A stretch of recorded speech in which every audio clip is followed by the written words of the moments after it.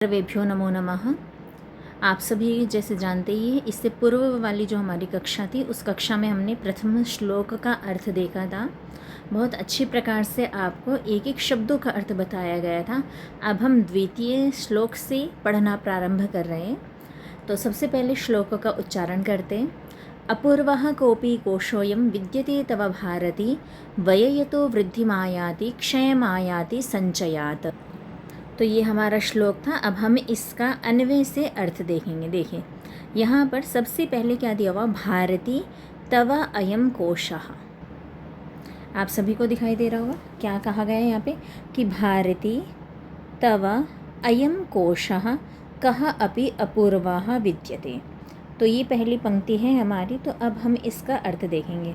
तो सबसे पहले जो ये भारती शब्द आए ये संबोधन का है और ये सरस्वती माँ के लिए यहाँ पर प्रयोग किया गया है कि हे सरस्वती माँ, हे भारती, हे सरस्वती माँ, तव अयम कोशः। अयम कोशः, अयम मतलब कि यह, कोशः कोश खजाना। कोश शब्द का अर्थ यहाँ पर खजाना है। तो अयम कोशः यह खजाना। और आप सभी जानते ही हैं कि सरस्वती माँ का खजाना किसको कहा जाएगा। खजाने का मतलब यहाँ पर विद्या रूपी खजाना। तो तव तुम्हारा, अयम यह, कोशः यह कोश, कः अपि अपूर्वः विद्यते। अपूर्वः जो शब्द बच्चे यहाँ पे अपूर्वः शब्द का अर्थ है अपूर्व। अपूर्व मतलब कि जो अद्भुत हो, अद्भुत विद्यते। विद्यते का मतलब है।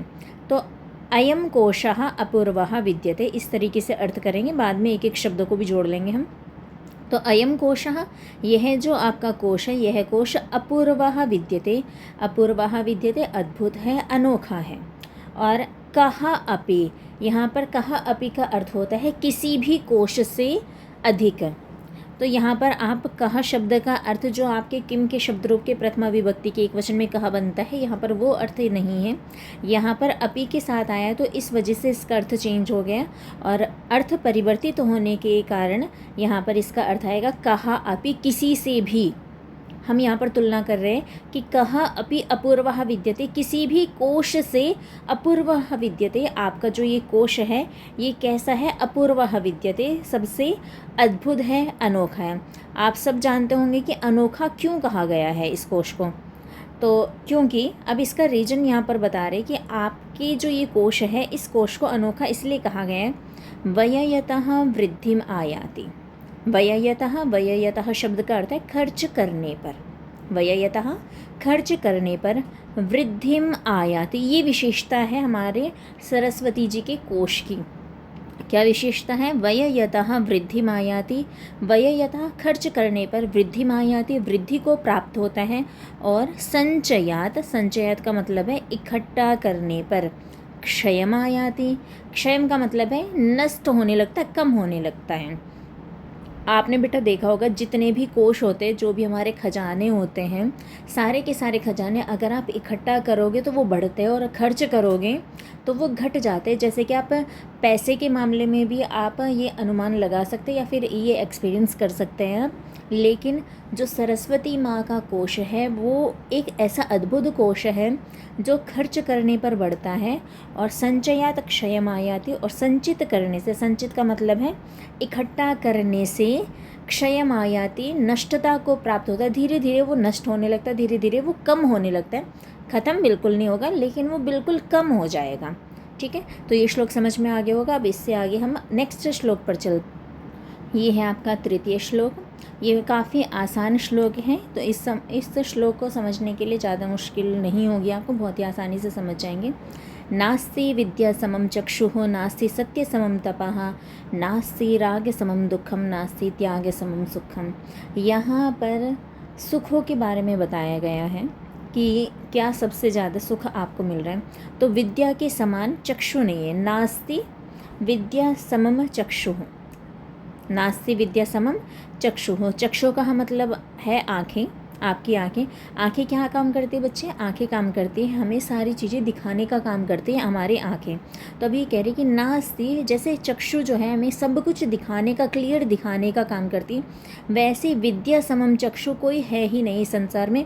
क्योंकि विद्या भी यही काम करती, जो भी हमें नॉलेज नहीं होती, जो भी हमें कोई भी किसी भी सब्जेक्ट में, किसी भी टॉपिक में डाउट होता है तो विद्या क्या है, उस डाउट को दूर करती है और हमारा जो भी अज्ञान है, जो भी अंधकार है, उसको दूर कर देती है। तो इसीलिए यहाँ पर विद्या के समान कोई चक्षु नहीं है, ऐसा कहा गया। मतलब कि विद्या से बढ़कर कोई चक्षु हमारे जीवन में नहीं है इस संसार में। दूसरी पंक्ति है, नास्ति सत्य समम तपः। सत्य की समम, समम शब्द का अर्थ होता है समान। तो नास्ति सत्य समम तपः, सत्य के समान कोई तपस्या नहीं है। सभी लोग तपस्या करते हैं, आप लोगों ने सुना भी होगा, बहुत मुनि ऋषि लोग जा कर के पर्वतों में तपस्या करते हैं। लेकिन यहाँ पर कहा गया है कि सत्य के समान तपस्या नहीं है, क्योंकि सच बोलना हर किसी के बस की बात नहीं। हमारे शास्त्रों में कहा गया है कि सच बोलना है, लेकिन ऐसा सच बोलो कि किसी का अहित ना हो। तो हितकारी सच बोलना बहुत ही ज़्यादा कठिन होता है, इसलिए यहाँ पर कहा गया है कि सत्य के समान कोई तप नहीं है। उसके बाद आगे कहते हैं, नास्ति राग समम दुखम। अच्छा, दुख भी बताया गया है कि सबसे बड़ा दुख क्या है। हम समझते हैं कि प्रेम होता है हमें, तो हमें सुख प्राप्त होता है, लेकिन नहीं, ये कह रहे कि राग शब्द का अर्थ है बच्चे यहाँ पर प्रेम। प्रेम के समान कोई दुख है ही नहीं इस संसार में। सबसे बड़ा दुख का कारण अगर कोई है तो वो प्रेम है। आप चाहे इसको एग्जाम्पल लेकर के अपनी प्रतिदिन की जो लाइफ है, आपका जीवन है, उससे भी आप देख सकते हैं कि आप जिनसे सबसे अधिक प्रेम करते वही आपको सबसे ज़्यादा तकलीफ़ पहुंचाते हैं। अब लास्ट वाली पंक्ति पढ़ेंगे हम। ये कह रहे हैं, नास्ति त्याग समम सुखम। और सबसे बड़ा जो सुख है वो त्याग में है। त्याग का मतलब है छोड़ देना, चीज़ों को लेकर के ना बैठना। तो त्याग समम सुखम नास्ति, इस संसार में त्याग के समान कोई भी सुख नहीं है। अब अग्रिम श्लोक हम पढ़ने जा रहे हैं। इस श्लोक में भी कुछ बहुत ही अच्छी अच्छी बातें बताई गई हैं। हमारे संसार में शीतलता के लिए कुछ चीज़ें बहुत फेमस हैं कि ये हमें ठंडक पहुंचाती है। अब हम श्लोक पढ़ते और फिर उस अर्थ को समझेंगे। न तथा शीतल सलीलम न चंदन रसो न शीतला छाया प्रह्लादयति च पुरुषम या मधुर भाषिणी वाणी यथा मधुर भाषिणी वाणी। तो मैंने अभी जैसे बताया आपको कि कुछ चीज़ें हमारे संसार में शीतलता के लिए बहुत ज़्यादा फेमस हैं, जैसे चंदन का रस और शीतल छाया, ठंडा पानी। शीतल सलील का मतलब है, सलील कहते हैं जल को, शीतल ठंडा। तो ठंडा पानी, चंदन का रस और शीतल छाया, ये तीनों के तीनों ही चीज़ें हमारा जो शरीर है, हमारे शरीर को शीतलता प्रदान करते हैं, ठंडक देते हैं। और अगर हमारा शरीर ठंडा रहता है, शीतलता हमें मिलती रहती है, तो हमें सुकून मिलता है, अच्छा लगता है। तो अब ये इसको हम अन्वय के साथ देखेंगे। अन्वय में देखते हैं। ये कह रहे हैं, यथा जैसे। यथा का मतलब क्या है, जैसे, तथा वैसे। यथा जैसे मधुर भाषिणी वाणी। मधुर भाषिणी वाणी, कीदृशी वाणी, मधुर भाषिणी वाणी। आपसे ये प्रश्न पूछा जा सकता है कि कीदृशी वाणी, तो आप आंसर दे सकते हैं मधुर भाषिणी वाणी। पुरुषम प्रह्लादयति। प्रह्लादयति शब्द का अर्थ है प्रसन्न करती है।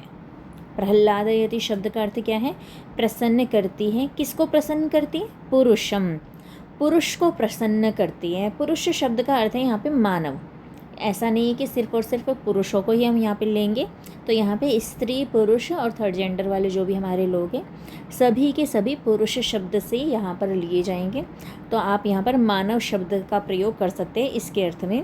तो ये कह रहे हैं कि यथा मधुर भाषिणी वाणी पुरुषम प्रह्लादयति। प्रह्लादयति शब्द का अर्थ क्या हुआ, प्रसन्न करते हैं, पुरुषम मानव को। तो यथा जैसी पुरुषम प्रह्लादयति, जैसी मानव को प्रह्लादयति प्रसन्न करती है।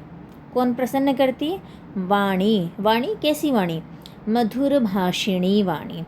जैसे, इसका अर्थ आप पूरा का पूरा देखेंगे, जैसे मधुर भाषिणी वाणी पुरुष को प्रसन्न करती है। एक मनुष्य को जैसे मधुर भाषिणी प्रसन्न करती है, उसको शीतलता प्रदान करती है, उसके हृदय को सुख देती है, तथा वैसे शीतल सलीलम ना का मतलब है नहीं, शीतल सलीलम।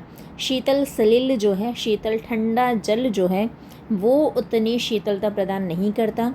ना चंदन रसहा, और ना ही जो चंदन का रस है वो इतनी शीतलता दे पाता है। और शीतला छाया च न प्रह्लादयति, और जो शीतल छाया हमारे संसार में बहुत ही ज़्यादा प्रसिद्ध है शीतलता देने के लिए, तो वो शीतला छाया भी मानव के मन को प्रसन्न नहीं कर पाती है।